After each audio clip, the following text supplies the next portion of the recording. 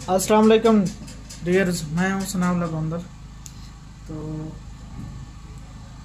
आज जो टॉपिक है वह है कि जोर के बारे में, जो आम तौर पर किसी गांव के किसी कस्बा के करीब होता है।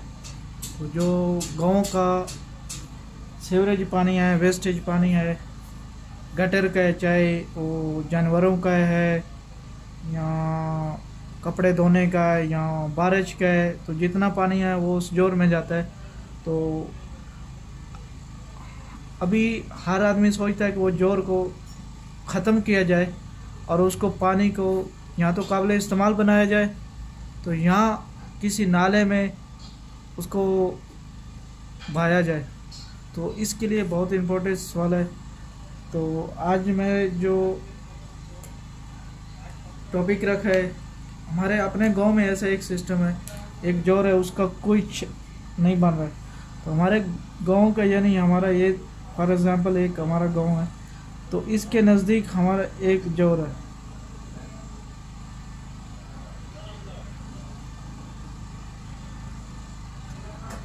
इसका तकरीबन जो रकबा है वो 3-4 एकड़ है। तो यहाँ से ये जितना इसमें जो पानी आ रहा है गांव का, नाली से, नाली भरा हुआ है, 1-2 नाली जो है वो इसमें पानी आता है।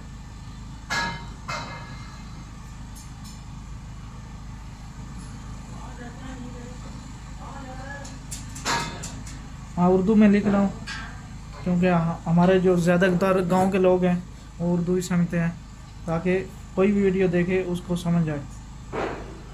तो सबसे पहले तो हम इसको पानी को एक जगह में मुंतकिल करना चाहिए, अगर पॉसिबल हो। अगर नहीं भी है तो इतना मुश्किल नहीं है, तो हम इसको यहाँ से एक कट कर देंगे। जोर को हम एक इसके रकबा इस्तेमाल कर सकते हैं। दूसरा, इसको पानी कैसे इस्तेमाल करें, तो उसके बहुत सारे फ़ायदे हैं।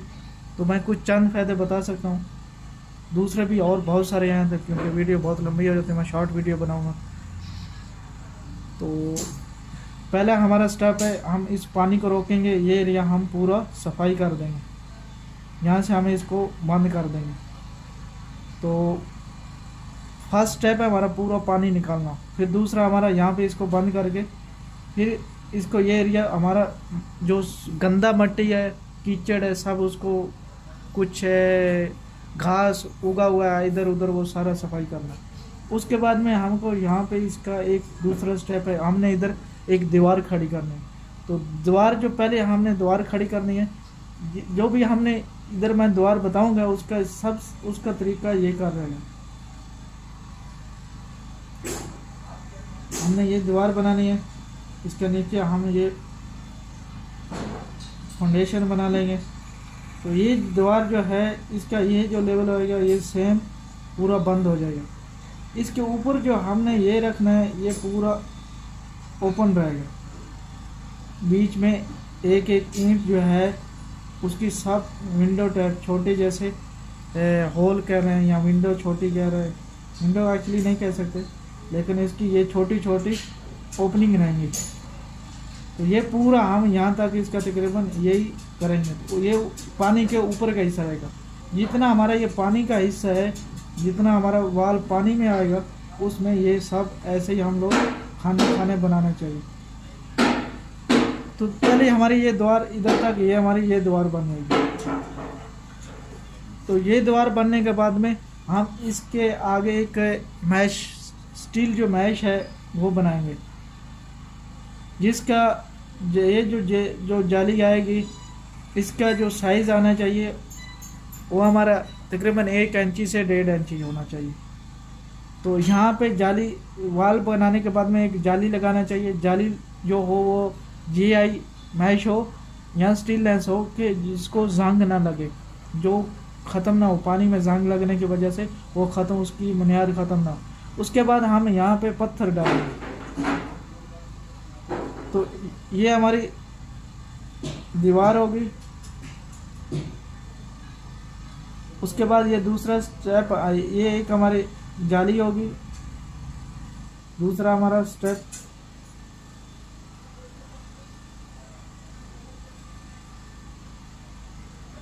जाली होगी।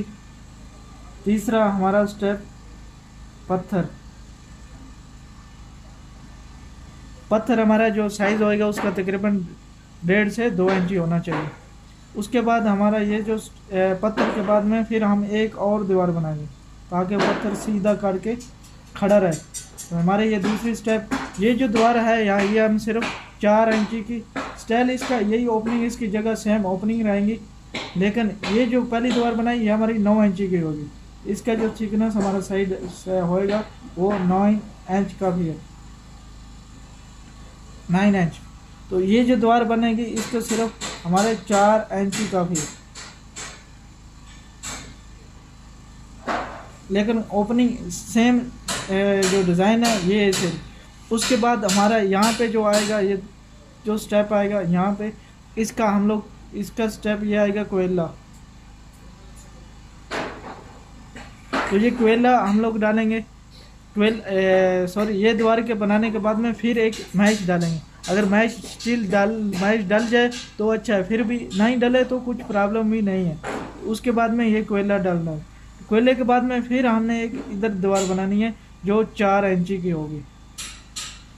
तो 4 इंची की एक और दीवार बनानी है जिसका सेम डिज़ाइन यही रहेगा, वो बीच में सब ओपन रहेगी, लेकिन इसके खाने थोड़े छोटे रहे ताकि हमारा ये कोयला है और पत्थर है ये वाले आपस में मिक्स ना हो, यहाँ उसको रोके रखे। उसके बाद हमारा एक ये बजरी होगी। ये वाला स्टेप जो यहाँ पे हम एक और लेयर बनाएंगे, ये हमारी एक स्टेप इसकी बजरी होगी। ये बजरी का जो साइज़ है ये तकरीबन 2 सेंटीमीटर होना चाहिए, यानी 1.5 से 2 सेंटीमीटर। जो आम हम लोग लेंटर डालते हैं या कंक्रीट में डालते हैं नॉर्मल, वो वाली जो। इसके बाद हमने एक और दीवार बनानी है बजरी के बाद में। तो इसके बाद एक और हमारी दीवार आ जाएगी। लास्ट में हमारा यहाँ पे जो ये स्टेप आ जाएगा, इसके बाद हमारी रेत आएगी।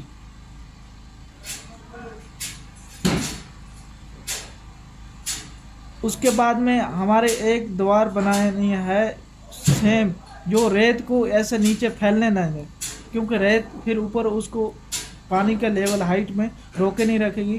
तो उसके लिए फिर एक दीवार फिर तो ये 9 इंची की बना ले तो अच्छी है, क्योंकि रेत का पूरा लोड जाना है। तो ये दीवार जो है हमारी 9 इंच की होनी चाहिए। तो ये काफ़ी स्टेप हैं। तो ये मतलब अगर कर लिया जाए उसका रकबे से लिहाज है, अगर हमारा ये इधर से यहाँ तक 1 एकड़ है या इससे कम है, तो जितना उसके चौड़ाई ज़्यादा हो जाएगा या हाइट ज़्यादा, उसके लिहाज से हम पानी इसमें बहुत से फिल्टर हो सकता है। ये पानी इतना फिल्टर होने के बाद में ये तकरीबन पीने के काबिल हो जाता है। मिनरल वाटर नहीं होता है, लेकिन आम जो पानी हम लोग गाँव का, जैसे अभी तो गांव में फिल्ट्रेशन प्लांट भी लग गए। अगर गांव में फिल्ट्रेशन प्लांट नहीं है, जैसे गांव का आम पानी होता है, तो वो पानी साफ पीने की तरह ये पानी जो हमारे को बचेगा, ये हमारा पानी बिल्कुल बाद में साफ़ हो जाएगा।